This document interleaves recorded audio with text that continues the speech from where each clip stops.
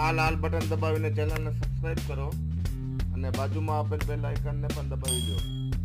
નમસ્કાર મિત્રો, રાધનપુરના ધારાસભ્ય અને ઠાકોર સમાજના કદ્દાવર નેતા અલ્પેશ ઠાકોર વિશે આજે આપણે વાત કરશું। મિત્રો, તમને કદાચ ખબર નહીં હોય પણ અલ્પેશ ઠાકોરે પ્રેમ લગ્ન કર્યા છે।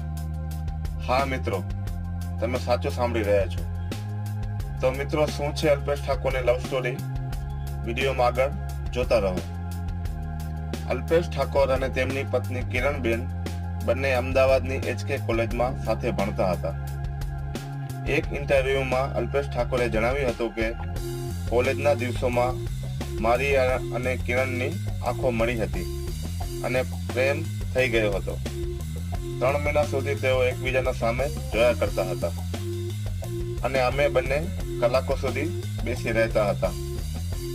અમે કોલેજમાં બંને સાથે સેન્ડવિચ ખાવા જતા પણ હતા। આ બધું એકાદ વર્ષ સુધી ચાલ્યું।